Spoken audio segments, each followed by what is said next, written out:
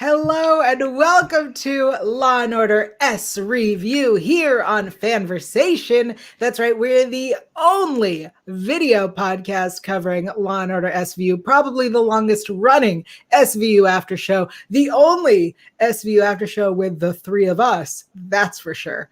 I am so excited. I'm Yael Tygiel. I'm joined as always by Taylor Gates over here. Hello, Taylor.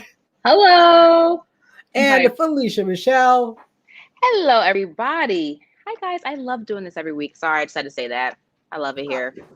I love 10 it out of 10 here. would recommend. Hello. Look at that. It's already getting a review. Before we jump into season 22, episode 11, Our Words Are Not to Be Heard, please feel free to reach out to the RAINN Hotline if you need it. That number is 1-800-656-4673, 1-800-656-4673. Taylor, what does 4673 spell? Hope. It spells hope. Oh, okay, Felicia. Wow. I'm literally logging off. It is sorry. a vicious. I'm choosing chaos as this episode. Do you want to fight, Felicia? Is that what we're doing? No, I don't want the beef. I'd watch I'm that. good. All right. Me and Felicia, we would never. We could never. Really never.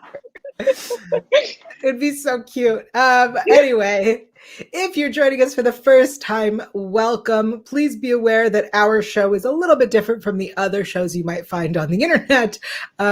Sometimes SVU goes to a dark place, does a dark, vicious thing. This episode definitely did, and I can feel it. I'm going to say something inappropriate, so please consider this your content warning.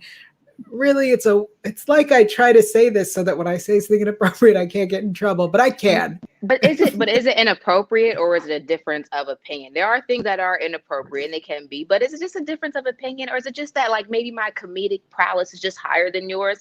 Let's stop apologizing for being opinionated women. But if you're sorry, if we hurt your feelings, we're sorry that you feel that way. Ooh, Oh, damn.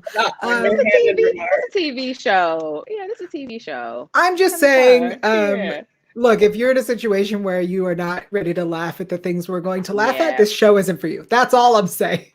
Because we're going to laugh. There are some comedy beats in this one for sure. So this is season 22, episode 11. Our Words Are Not to Be Heard. The quick cap is a high-profile activist suspects her sister has been kidnapped by a hate group. Garland and Benson push for change with NYPD brass.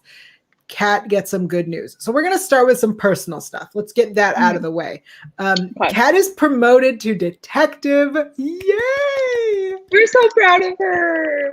Do you remember when we met her and we said, I want her to join the team? And then she did. And I'm so happy. And she's making her way up. And in 20 years, she could be captain. Wait, I'd watch that. Wait, no, 20 years and at least 2 abductions. Mm-hmm. At least. That's a good point. She had been abducted at least 2 times. I would watch that. Yeah. Also, we get to look at Phoebe's ring. Why was Phoebe there? Look, I don't mind. I love Jennifer Esposito. I don't mind. Just I thought she'd have something to do with the case, and she didn't. I agree, but whatever. We're not mad. Yeah, we have Zach in the chat saying, "Yay for Kat's promotion!" Absolutely. We have a Jennifer in the chat who cannot stand. Fighting words. I'm bringing it on screen. Is not a fan of Kat Tamine. How dare you? To quote Holly from Dance Moms, you're entitled to your own wrong opinion. That's fine. I'm just kidding. I'm playing. You can absolutely have any opinion you want, but I love Kat. She does gun a lot. She jumps the gun a lot. And if a person who likes someone like that's going to be your favorite character, because that's literally probably like scripture when she did the lines. They were like, hey, just jump the gun on everything and just like be as intrusive as possible. Okay. And if you don't like that, I don't like her. But she's so young and just cute. Root for her. I like when she goes out, sharing stuff on. She's like, see y'all. Oh, we have a case. I'll turn it back around. I like her. Congratulations to her. No, Felicia makes good. No, Felicia makes really good points, and definitely explains reasons that you might not like her. So, we welcome all opinions here, even wrong ones. So, So also, mean. I'm sorry. I'm so sorry. No, you are You're very not welcome. sorry, Yael. It's okay. What were you about to say? Moving on. All right. So Karisi, last episode, we had a little hint that he's with somebody, and now we have met her. We will talk more about her in a second, but I want to give a little shout out to the actress who plays Nicole, Suzette Gunn, who you may recognize from another episode with Phoebe, Brothel. She played Felicia, who, if I remember that episode correctly, was the other fee name that was there to mislead us, to make us think that Phoebe was the bad guy. But it was actually her. Yes. She did. I didn't even recognize her. Wow. Great job. She did look familiar to me though, so that's probably why. Because I feel like, and I just assumed I saw her from like another show, but that would check out. Yeah, so big shout out to her. I really like this character that she is playing. Let's discuss this relationship because, first of all, we all know that she is a beard because Karisi is with Barba. Like, let's just throw that out there from the top. No one agrees with me. That's fine. I agreed with you. I was just keeping it on the DL because I didn't want the haters, but I do agree. I know that some of us on this panel did not see the chemistry between Nicole and Karisi. I also think that I really like this character, and I would really have liked to have her introduced before this episode, especially if she is this activist who is doing this thing that is trying to put pressure on the police. It would have been nice to have them be like, we know who you are. You know what I mean? Like, have her on their radar. Yeah, I mean, I think the opposites do attract, but I just don't see how that would have happened. Even I just don't see them working together. I could see them being friends. I really do see them going out for drinks or something as buds. But in terms of being in a relationship, I just don't see it personally. They just seem like they're literally in two different worlds to me. I don't know. I mean, Karisi probably won her over with his friendship. I guess, but listen, this is going to sound so mean. No shade. I love Karisi. She's too cool for him. That's just the truth of the matter. And I'm sorry. I love Karisi in different ways. I wouldn't see, I see Nicole going to, crazy concerts and, skydiving, and I don't see Karisi doing that. You know what I mean? I just don't see it. Felicia? I can definitely see it. There's just pockets of how he acts. You think about it, right? Look at her. She is a woman who is determined, extremely intelligent, very powerful, commands power, commands respect, not just for herself, but for other people. She's an advocate. And that kind of woman has a lot on her plate. And we've seen him with Rollins. How often does he come in and swoop in and take something off your plate? You're definitely going to fall for a guy like that. He might not be the most suave in the room, but some people's love language is acts of service. So I could see where he could be supportive. And he did this really great thing that I loved and I wanted to point out too. And if everyone should do this, all men should do this. Whenever she got upset, he didn't say calm down. He never told her to calm down. And a lot of times when women are super powerful or really outspoken, it already starts off with a ting, and you're kind of not really listening to what this person says, and you look at them as abrasive or super aggressive. And he didn't do any of that. He just treated her in her humanity, not okay, well, I don't want to listen to you because you're already coming off strong, and I'm not going to bother with you. You know what I mean? I'm not, or I'm going to tell you to calm down. He didn't do any of that, and I thought that was really cool. So I could see them being together. I mean, she might make him cooler. And honestly, usually the girl is in the norm or whatever, or whatever it is. And usually in couples where there's one male and one female, the woman is usually better looking and cooler.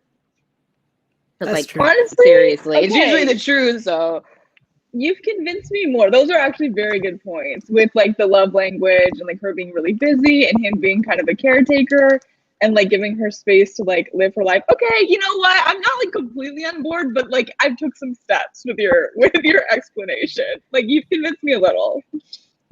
I love it. Jennifer in the chat says, I think we weren't given the chance to see any chemistry because of the content of the storyline. I think that's fair. True. I think just at the end, the only time when she was upset and he was holding her, that was when I was like, no, I don't see it. But Alice Jones does agree with Jennifer. So that's a good point. I get what it's that moment at the end. I was like, that's all you maybe have for him. But again, when some people are really like people like her, like people like her character, compartmentalize their emotions a lot. So maybe she wasn't going to be all as vulnerable. Even when in the moment her sister's like comes back and you're like, oh, everything is good now. She still was like, nah, I'm still got a bone to pick. You're still going to do the right thing by these girls. Like I still feel the same way about this issue, even though this happened to my sister and now she's back. I still feel as passionately about it. Right. I'm here for her. I love her character. I love her character. Yeah, I love her character. Yeah, her character should stay. I wanted more of her. I wanted that we should have met her earlier and gotten to know her. I agree 100%. Yeah. Agree. I think but you don't she should be with someone else.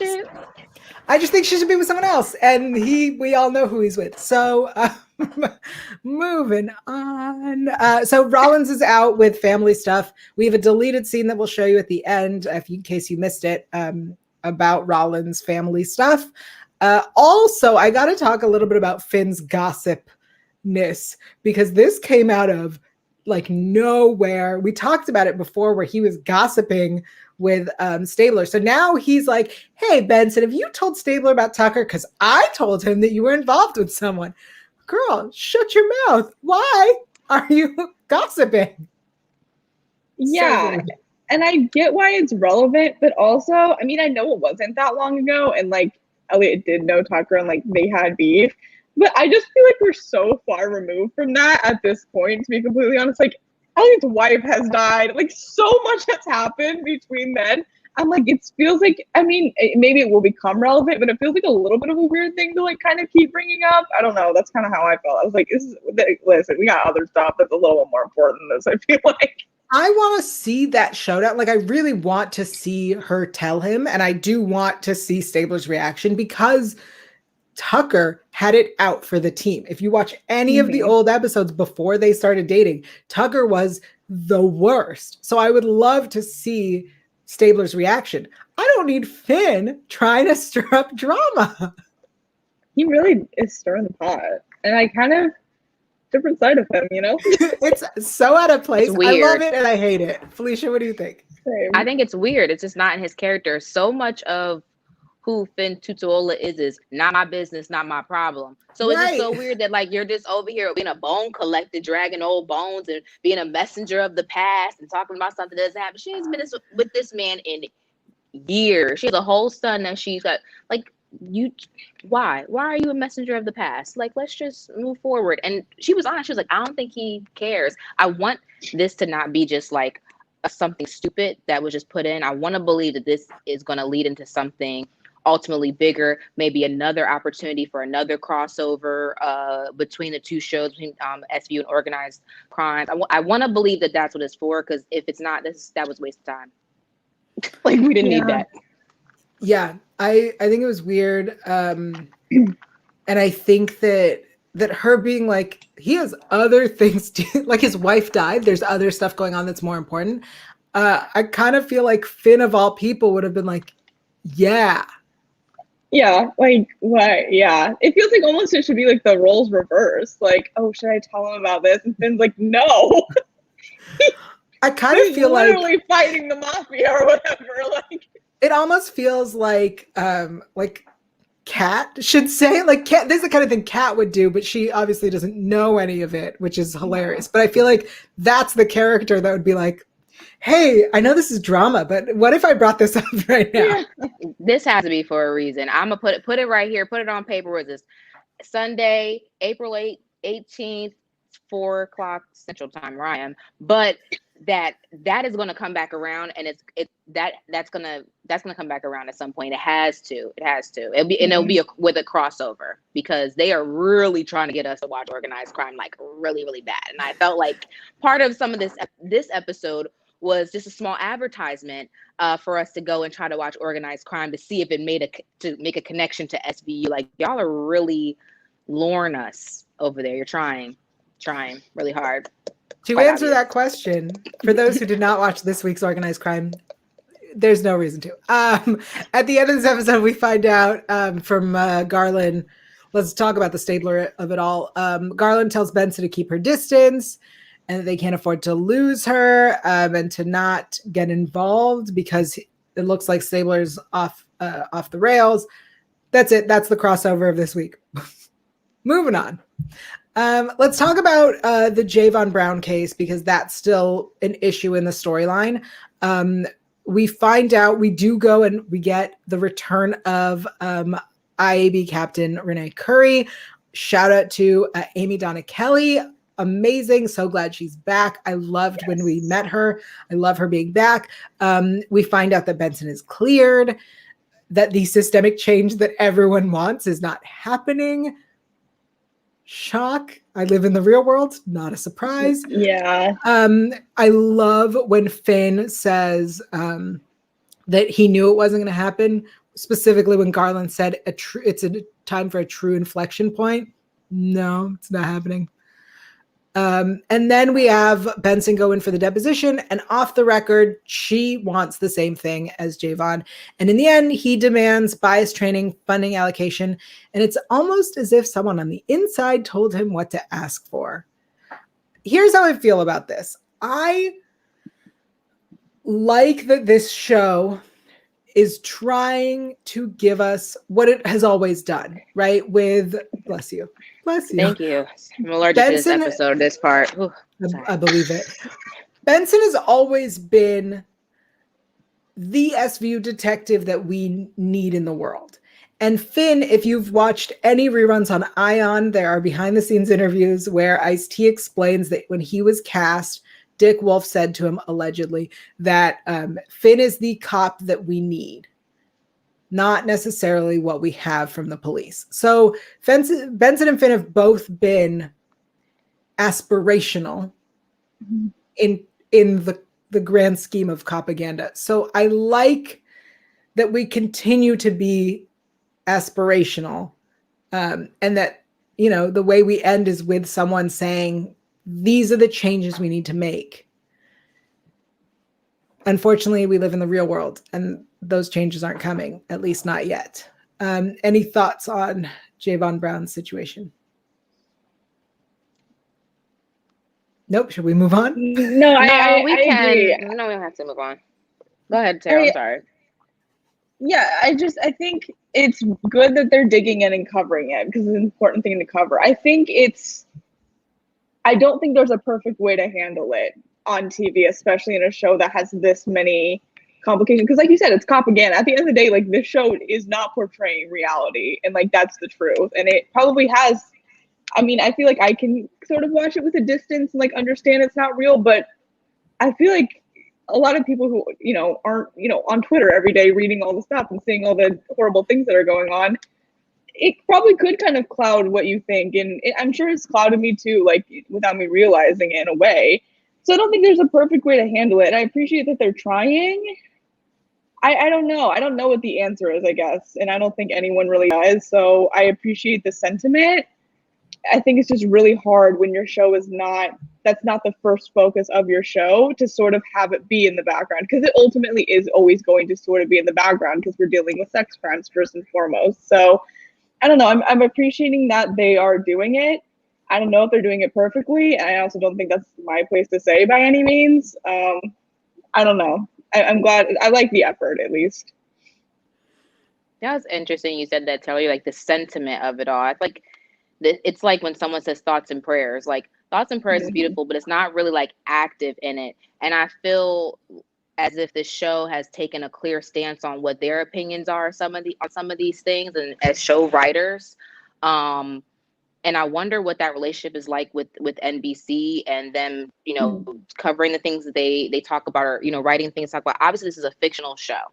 And because it's a fictional show, we have to look at it through that lens. But in Law and Order SVU has always combined our real world with their world, and that's how it's been. But I think in this particular issue, we need to do a little more. Like, it's not just like, oh, it's a pandemic and nobody's in Times Square. It's like, okay, well, we know that, but like, we just need to do a little bit more when it comes to like this particular topic right now. So it's like, yeah, definitely don't act like it doesn't exist, because that would be a problem.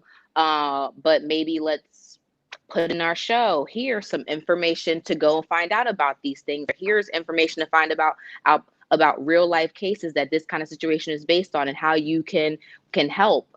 Here's whatever these resources are, because it's entertainment for sure, but it's very, very real. And a lot of people watch that channel. This is a primetime show, and everyone has the same experiences or access to information that we all have, or the community of people who are diverse and can provide different information. So someone might watch that show, and like Taylor said, she knows that it's a television show, but they might believe that to be true.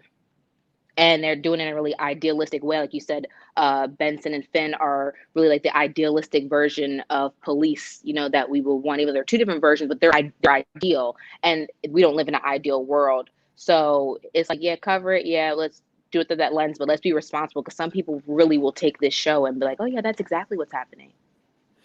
Or just probably not watch it because it's pissing them off because they're mad at the topic. Because I know someone last week was like tired of kind of like all of that. I thought about that person too. I couldn't remember their name. I was like, well, they said they were tired of this topic of racism on the show.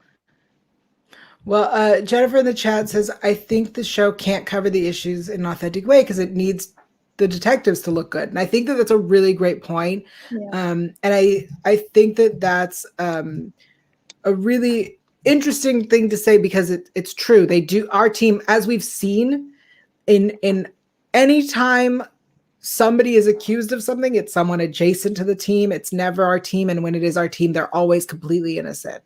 Like, for example, Stone was accused of something when he was there, and it was obviously not going to be Stone. It was his friend. Yeah. We had the episode where all the cops opened fire on the unarmed black man, and it was all of the cops that were not our team and nobody from our team. So like, they very intentionally go, our people are the best and are good and are innocent, and it can be other cops, but it can't be us. And I think it's complicated too, because like, we don't want Olivia to be the villain, but like, she has blind spots, which is true. But now in this case, it's like, oh, she gave him all the answers, and it's like, we don't want, like, she shouldn't be the hero in this situation either, because she's not the hero in this situation. So it's a really complicated line to walk, I think, especially when you're putting such, like, the face of the show, like the beloved character of the show.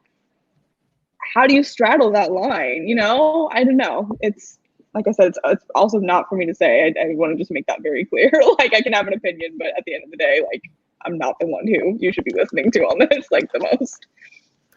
I think our opinions on the show are valid. Yeah. Oh yeah, especially when it involves things in the real world. Hey, but I will say though, I mean, it was great to see, as I'm take myself out of the real world and just put myself back in the Dick Wolf universe.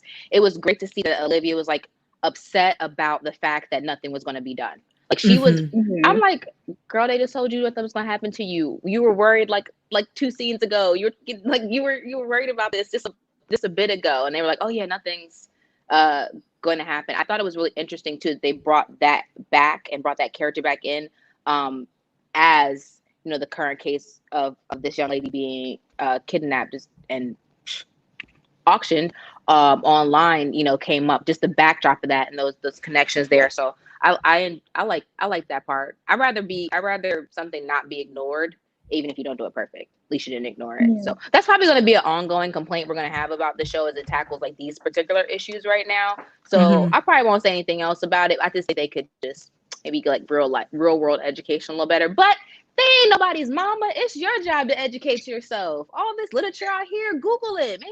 Google it. All right. Well, let's talk about the episode's main story. So we meet Alicia and Sarah. I have to give shout outs here. Jesse Yates, beautiful singing, incredible. And Sarah, played by Victoria Janicki. I'm sorry if I'm mispronouncing that. I really like this beginning, this like they're singing and having a good time, and this family seems nice. It reminds me of older episodes where people get kidnapped, but because there's a kid in the car, they think like, oh, it's a family, so it's safe. And so using the kid was really smart. I like a smart. I trusted them. Like, I know, don't get into a car with a stranger, but I was like, they seem so pleasant. Like, they have a wheelchair, man. I know. I was like, oh, how kind of them. But like, Taylor, come on. You watch enough of the show. Don't be stupid. Don't be stupid. Call an Uber. Honestly, I thought what was going to happen was they were the distraction. So when they took the group photo and Sarah was taking the photo, I thought that was the moment that she would get taken. Because like that's a, you know, it's a good distraction, and then we'd have to anyway, but that was not what happened. They get in the car with them. Then that car ride turns into a kidnapping. Then sexual assault, everything. Oh my God. I will say, vicious, a vicious attack, viciously villainous. Yeah. Ugh, these the villains in this one were some of the worst, honestly. The hate crimes that we've seen, on top of the sex crimes we've seen this season, are just like, but they're not instances that haven't happened to, you know, like real life people. So it's just that was very disturbing, because and sometimes, like, you know, when you're watching like this episode, I was watching them and like they're starting to tape them, and I'm like, when are you gonna, part of me was like, when are you gonna turn this off? When are you gonna move to the next scene? Because I need you to just move on, because this is upsetting, like, to know that what's about, like, the anticipation of what they're about to do, what worse things could they do, like, and I was appreciative of how actors went as far as they could. That scene, that was really hard to watch, and shout out to them, because it's hard to perform and really, really dark. Absolutely. Yeah. Especially the scenes that they were like streaming. I thought about that too. I was like, I cannot even imagine, like, of course it's make believe, but like to get yourself mentally to that place, I'm sure it's like not easy. So shout out to especially the actor that played Sarah, because wow. Victoria Janicki. Yeah, she was amazing. Yeah, so then, you know, Nicole comes into the squad room looking for Sarah. I think it was very interesting that we got to Sarah's place and found out that she has a girlfriend that her sister didn't know about. I think that's really interesting. I want to understand a little bit more about why she didn't tell her about her girlfriend. Like it seemed odd. It seemed perfectly fine to me. I thought it made sense. Because she was in a wheelchair? Because they, like, a theme I saw in this episode was that there were untraditional couples, right? So not only is there a race difference between Sarah and Alicia, thank you. And it rhymes with my name. I didn't remember that.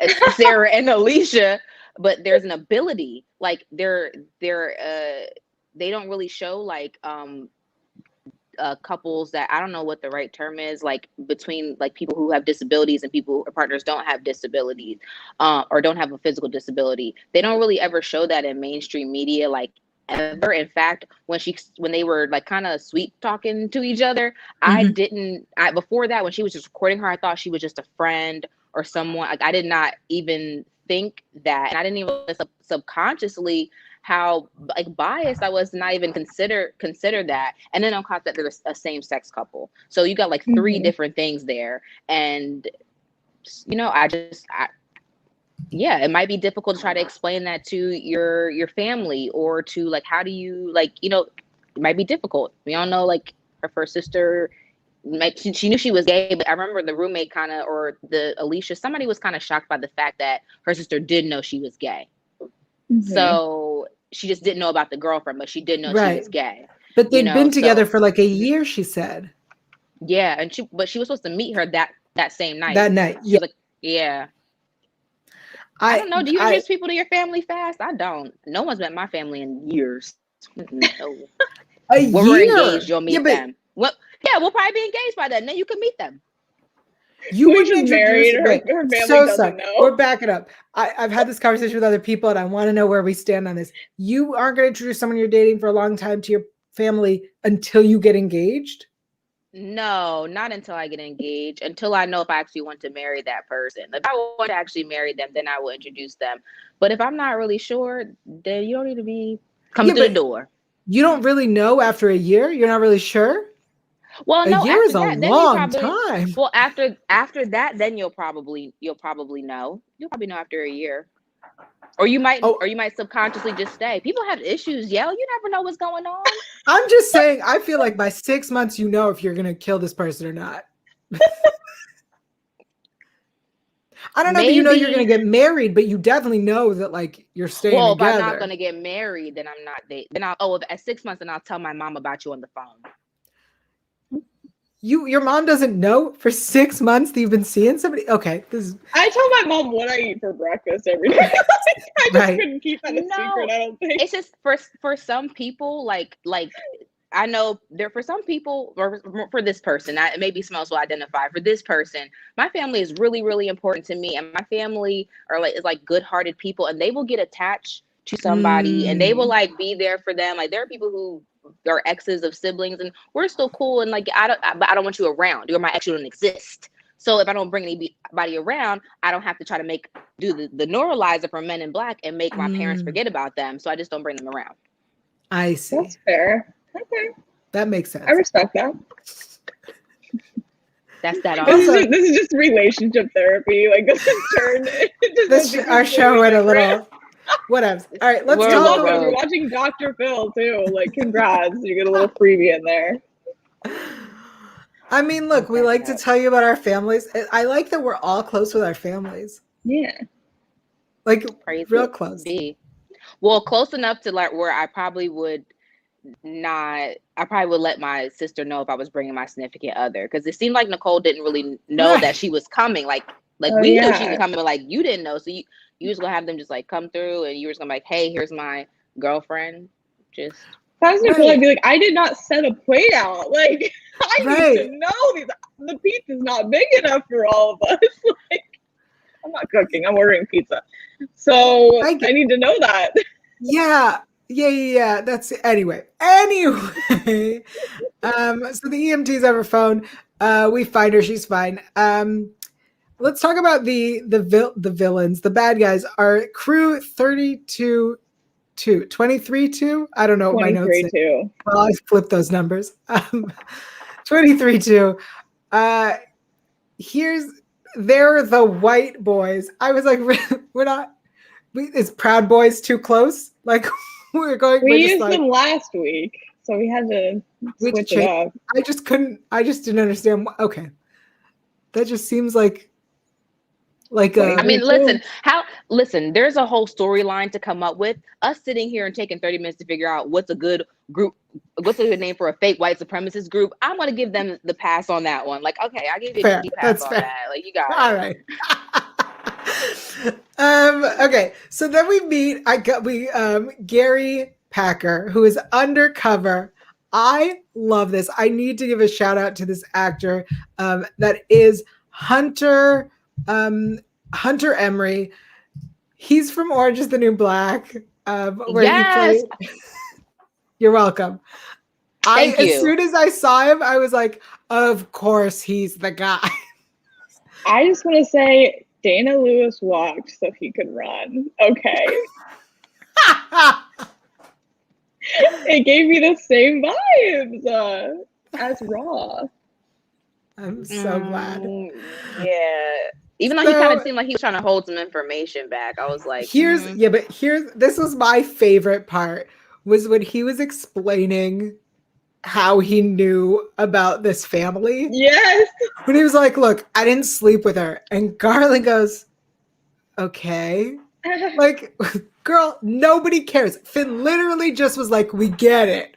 Just tell us the info. And he was like, but I didn't. Girl, no one cares. No, No one it's cares. not We get it. relevant. You slept Not with when it. there's a Moving on. live countdown feed to someone being auctioned off, like a person being auctioned off to someone who hates them. Also, look, it's not like he's a Morrow and knocked her up. You know what I mean? Like, True. I thought they were going to put in a bid and be like, let her go. Why didn't someone say, I auctioned this amount of money, I want you to let her go? because I don't think they would. I know, but I would have tried it. The hate is the motivation, not the dollar. He was an IT. He was like IT. I did enjoy that though. I thought that was so, because there is a stereotype of what somebody who is racist looks like and what they do. It's like, oh, you always think of somebody, and forgive me if you feel like this is you, but it's not you.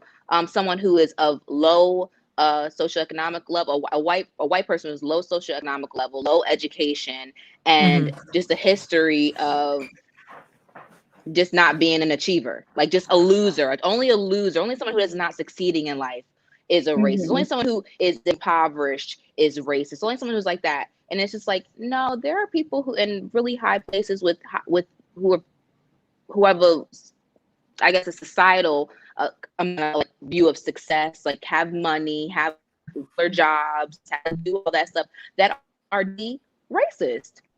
Like, you don't have to be poor just to be racist. You shouldn't be poor. You shouldn't be racist if you are poor, low key. But no, I totally get what you mean. A certain way to be racist. I think that was a really great point that they brought up, that he was educated, that he had these ideas of grandeur, that he thought that he could, do more. I really did like that, because one of the things that we've seen through our last 5 years is, that there is a demographic in the US that feels unseen, and they are not the lowest class. They are the middle class, the working class that is not feeling like they're being seen, and therefore are leaning this way. Not everyone, obviously. I'm just talking about that's what we've seen. And so to see it in the show, it does make sense. And I did like that. So we meet Molly. I had questions. Again, my legal degree is 22 seasons of SVU. So I had legal questions about what was going on with Molly's arrest, in that Miranda didn't apply. That Benson says, that police state you're afraid of, you're in it. That she was a lot of things going on. Yeah, and I felt like something was missing, and what was missing was someone going, here's why. So like Miranda doesn't apply because I've never heard of that. Right, me neither. I definitely understood when they were going house to house and couldn't and like didn't need a warrant because of exigent circumstances. I understand that. Me too. But Molly's thing was confusing. Right, also, when can you use that? Can't you just lie and be like, oh, well, we have a countdown for that? Like, everything's a countdown, kind of. Yeah, I thought that was really bizarre. I kind of want to understand more. Because I am assuming there is like... Okay. Yes, tell us. I looked it up. Okay, so it says that there are exceptions to this. So it says 5 exceptions. There is an exception to this, and one of those exceptions is the situation involves an emergency hostage situation or negotiation. Oh. So it's one of the exceptions. It's an emergency. So he said it was an emergency. So I thought to myself, oh, well, I'm just going to assume from that's what that is. But as far as social studies taught me is that they have to always read your Miranda rights. They have to. Right. Or everything is, and we've seen so many instances on like name any cop show of cops where somebody forgot to read someone the Miranda rights and everything was lost in the sauce. Done. They had to start over. So it's so interesting that television shows like Law and Order like stress that, and then here we randomly have this one moment where it doesn't happen, and then you're kind of not really telling us what that is. Kind of like what happened with restorative justice, where it was like, here it is. But hey, you can Google it. I just did that. I appreciate that. I meant to. I ran out of time. It's all good. No, I mean like you as in the viewer can Google it. No, for sure. She means you specifically. Yeah, I know. I meant to. Could you tell us what that is called? It's on Legal Match. It just says exemptions to the Miranda rule. So you just there's five. It says there's five different exemptions. So I just found the one that was for our situation. Can you tell us what the others are? Let's see. Hold on. Sorry, I should have done my work, but I found this other stuff. That the suspect is being asked questions that are standard booking procedures. The situation involves an emergency, hostage situation, or negotiation. The person is unaware that they're speaking with a police officer. The police questions are necessary for preserving public safety, or the person voluntarily agreed to meet and speak with the police, and the conversation is being taped in secret. Okay, so that's on legal. It's on. I got that on legalmatch.com. If you want to go and look that up. Yeah, that's hopefully none of us need to use those exemptions at any point, or we're not even going to be Miranda rights. I'm surprised that we haven't gotten like cases where someone has used that and then them like having to go to court and being like, well, I think that I didn't because of that. You know what I mean? Like, I'm surprised we haven't done that yet.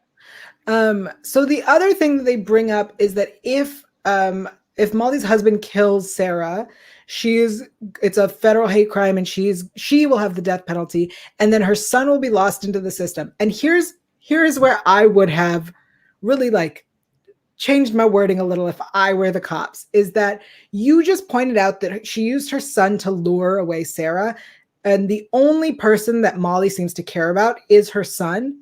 Her son was used to lure. He is a co-conspirator. Her son is going to jail. Threaten to put her son in jail.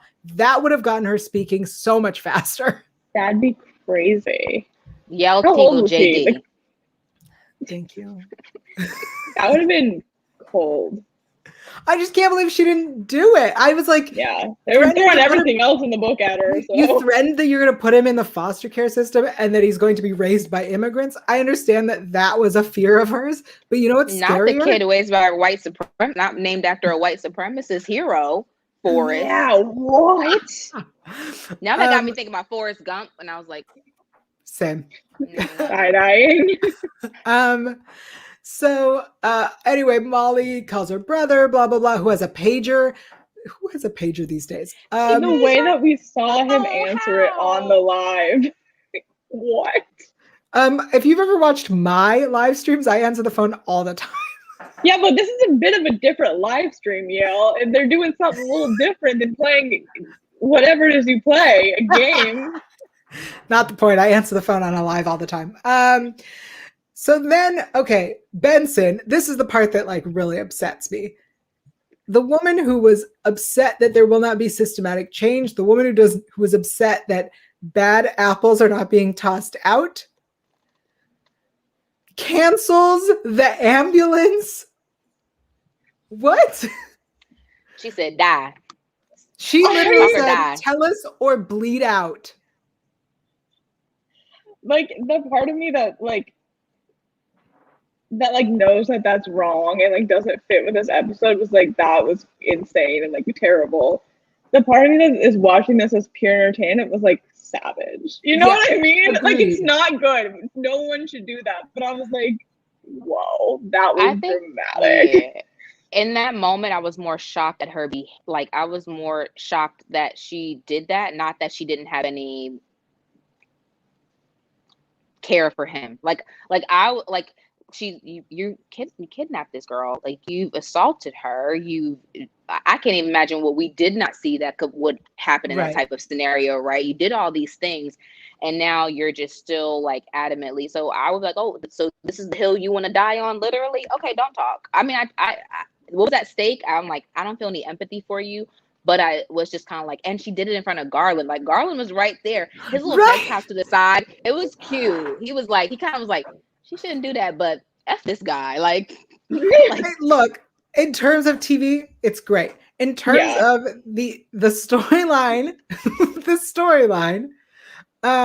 was that she was like, cops are not being held accountable for doing things they shouldn't. And then what does she do? What she shouldn't. Right. I think it's a little different though, right? So Law and Order, they've always pushed the envelope and kind of pushed things, and they kind of maybe didn't do it, especially when they're in their younger youth. Poor Kragan. He was never going to grow hair, like honestly, because they just stressed him out so much. But so I kind of saw that a little bit, but really it's just a difference because the episode we're fighting against systemic racism in policing was like the even more focus of that. Right. So it was like right now you are on the side of what we're trying to combat in the world and in general, I guess, in this episode.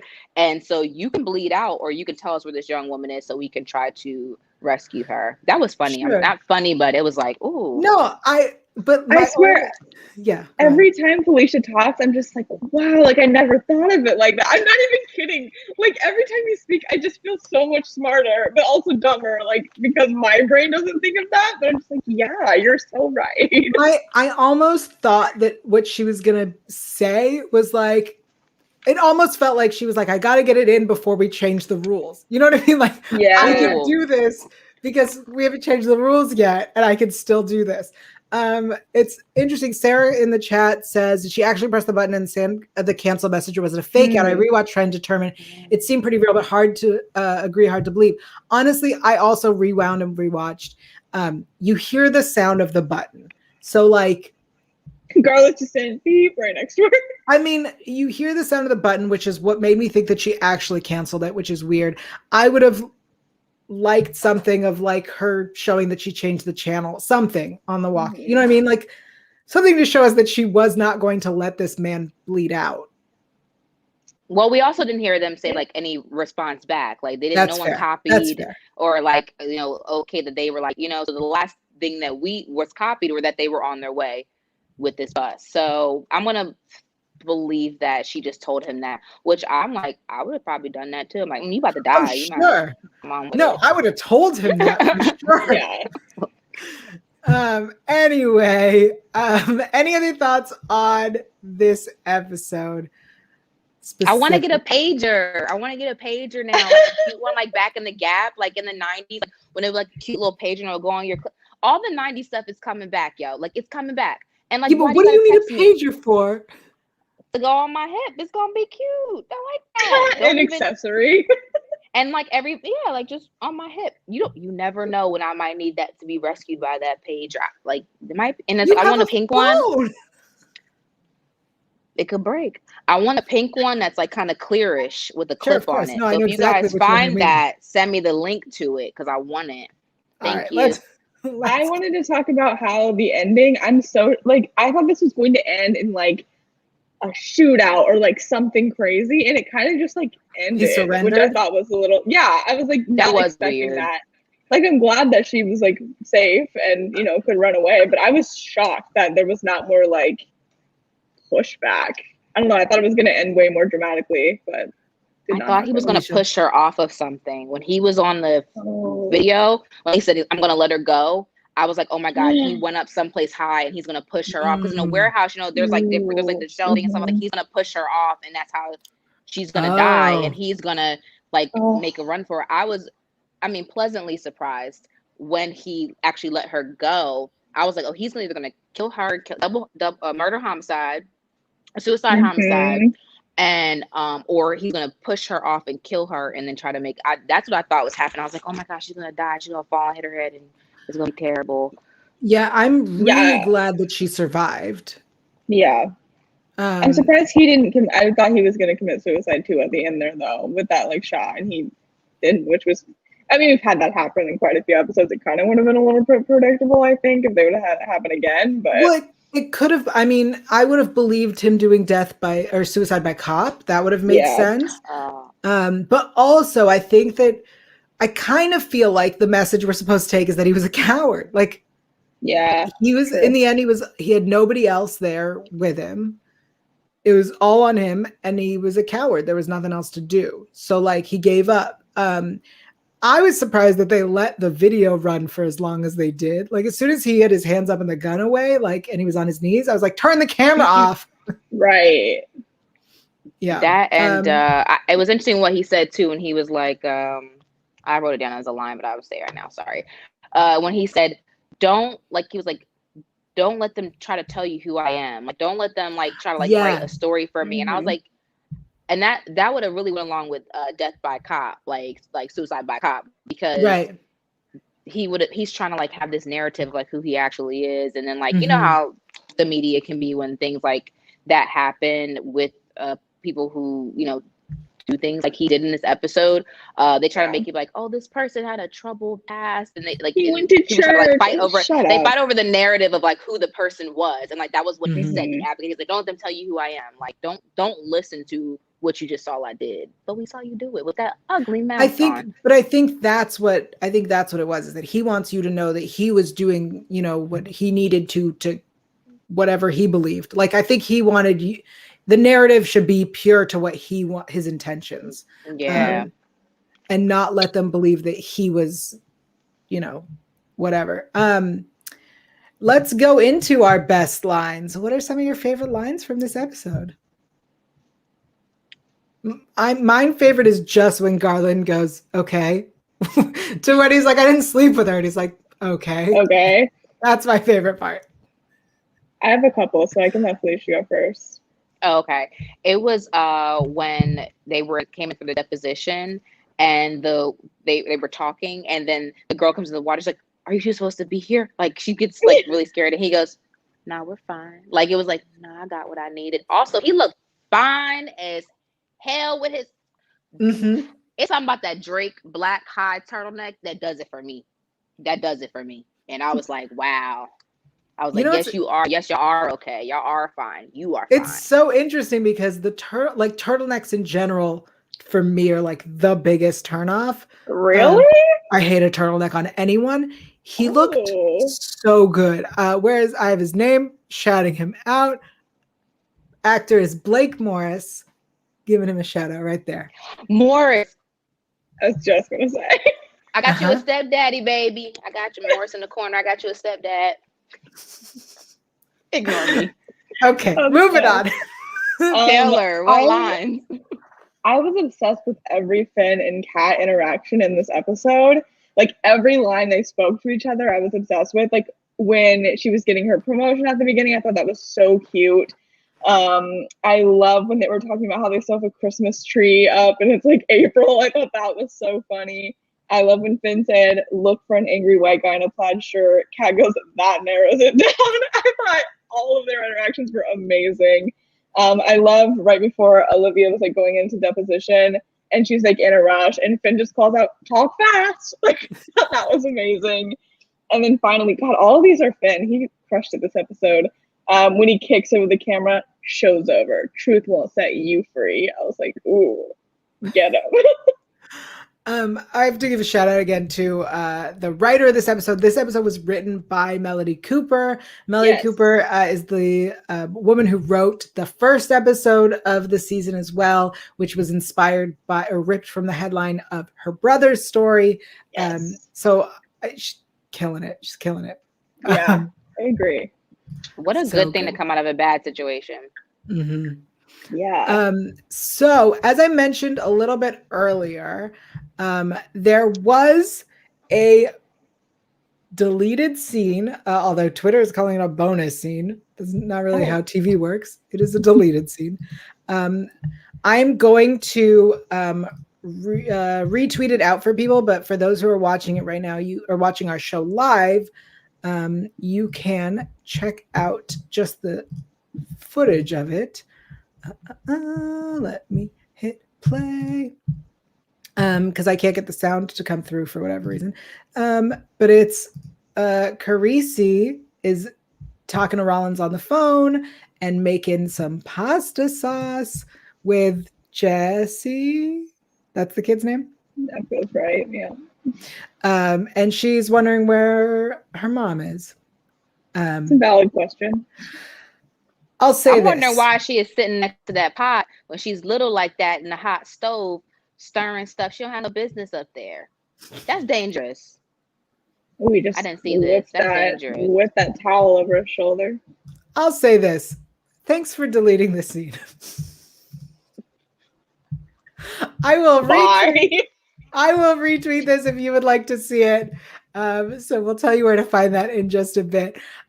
Also, last week on our episode, I mentioned that we used to have Isabel do Isabel Info Corner because we had some questions about recidivism rate for sex offenders, and we have had some wonderful people inform us in between last week and this week the truth about some recidivism rates in sex offenders. So this is Amber Info Corner is what I'm calling it. Thank you to Amber, who is, oh no, it's a trap on Twitter. You were right. This is such good information. So I'm sharing this for anyone who wants to know. So Amber has a degree in criminology psychology and used to volunteer in the community with sex offenders with a great organization called COSA. So sex offender reoffense rates can be a mixed bag based on a few factors. The age of the offender, so 50 plus offenders tend to have lower reoffense rates, as do people charged with incest. That makes so much sense, actually. Yep. Male offenders who offend against girls have a lower reoffense rate than those who offend against boys. Also, parole violations may not mean that they actually reoffended. So yeah, if you want more information about that. Oh, also, true pedophiles, i.e. Those who have an actual sexual preference towards children versus opportunistic molesters have a huge impact as to whether they will reoffend, which makes complete sense. Yeah. But you have to be careful with recidivism rates in general because sometimes they include parole violations. So if you want more information from Amber, you can go find her at Oh No, It's a Trap on Twitter. I like that. It's a trap. That's good. Yeah. She also mentioned, it might have just been to me when I responded, but that there's also some, like pretty much everywhere in the US, like biases towards like race and sexual orientation and all of this stuff too that kind of goes into that. So it can be kind of like a sketchy line, which I think is important to note. But I thought that was interesting too about how like that system also, it's like adjacent to policing, like also needs a lot of reform. So I thought that was worth noting. Yeah. I absolutely love being able to provide you all with information and facts. It's something we like to do here. So if you know stuff that we don't, which is probably a thing. All of you, all the time. Yeah. So feel free to let us know. We'll tell you where to find us in just a bit. Next up, we have our weekly poll. Taylor, talk to us. I will happily do that. So last week we asked you guys what your favorite episode that aired on my birthday was. Because last week was my birthday, or that we talked about on my birthday. Coming in at last place, we have Service, which got 10% of the vote at season 19, episode 18. That's the one y'all roasted me because I didn't know the exact military episode. We explained it. We get it. Coming in at third place, we have Welcome to the Pedo Motel. That got 20% of the vote. And second place, we have The Good Girl, season 20, episode 20. They got 25% of the vote. By a landslide, we had Justice Denied. That was season 13, episode 17, with 45% of the vote, which I think I agree. I like Justice Denied quite a bit.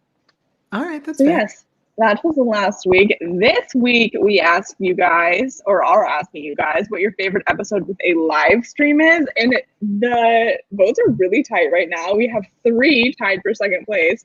But I'll just go from the beginning. We have in first place currently Spectacle, which is season 12, episode 16. That's the one that, well, I'll explain this because Yael told it to me. It's the one where the kid, I think he's in college, sets up the live stream saying that he's like going to assault a girl, but it's actually he's looking for his younger brother. That's the see no evil, hear no evil monkey one, right? I think so. That's a good one. We have Friending Emily, which is season 14, episode 6. That's one where the girls go into the city, right? Like on a field trip or whatever. It's one of my favorite episodes. It has, what's her name? I forget, but I think it was Taylor the girl from Springer. Melissa and Joey. Yeah, from Melissa and Joey. I always remember because that was an ABC Family show. We have Intimidation Game. That is the Gamergate episode, a classic. And then, of course, we have Our Words Will Not Be Heard, which is this episode that we just talked about for about an hour. So I hope you knew what went on in that one.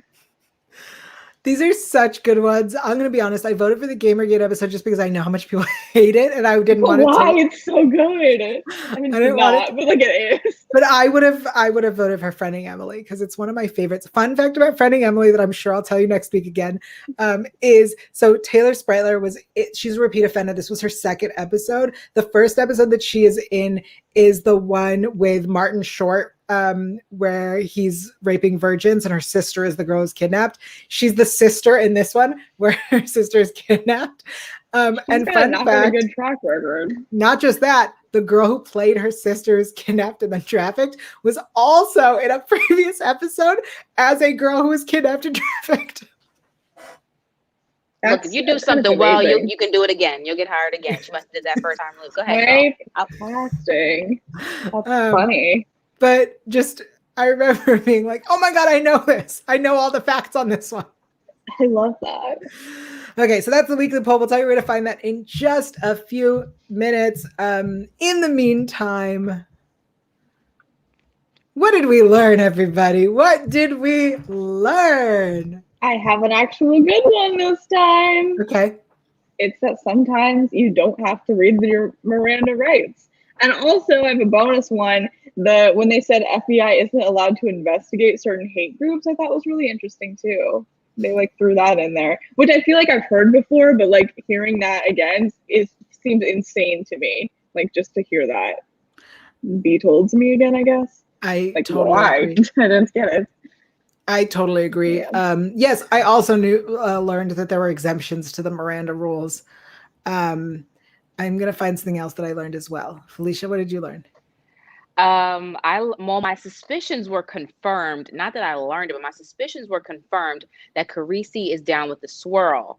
I kind of felt like he was. I felt like he was, or like he could be. I was like, yeah. Yeah, I was like, oh yeah, he's yeah, definitely. Mm-hmm.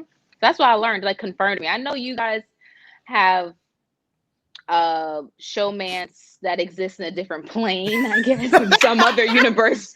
Are you calling me delusional right now?